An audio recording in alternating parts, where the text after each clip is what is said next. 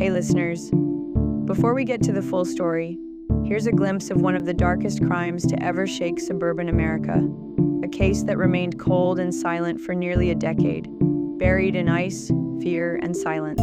This is Echoes in Communities, and today we're highlighting a case that started with a fried chicken dinner and ended with 7 lives lost.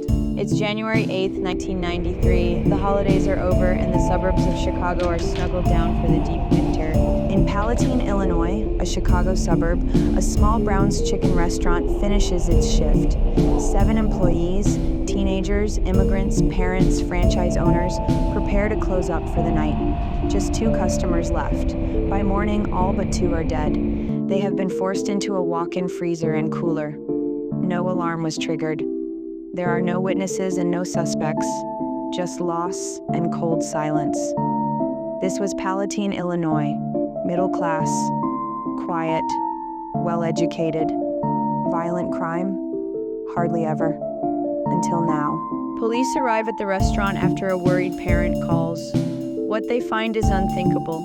The victims, Michael Castro and Rico Solis, teenage schoolmates and co-workers. Guadalupe Maldonado, a hard-working father of 5. Thomas Menes, new manager with a baby at home. He wasn't even supposed to work that night. Richard and Lynn Ehlenfelt, the owners. Marcus Nelson, just working his regular shift that night and ready to head home. All executed, shot at close range, except Lynn. Somebody was very angry with her. Palatine was frozen in fear. Rumors flew. Was it gangs? A drug hit? Serial killers? But there were no easy answers and no arrests came. Not for 9 long years. Fast forward to 2002. An ex-girlfriend comes forward. She told the police. He told me everything. Said I'd end up like them if I ever talked. Her disclosure and a forgotten piece of chicken, frozen for years, yields DNA. And a match. The killers? Juan Luna, a former employee. James Degorski, his high school friend from Hoffman Estates. They didn't just rob the store on a whim. They planned it for months, wanted to do something big. One of them wanted revenge. They took less than $2,000 and 7 lives. Convictions came in 2007 and 2009, both men sentenced to life, but the scars remain. There were families who waited over a decade for answers.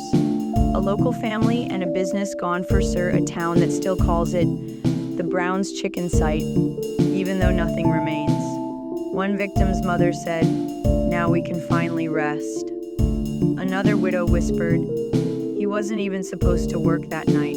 We dive into all of it in next week's full episode of Echoes in Communities.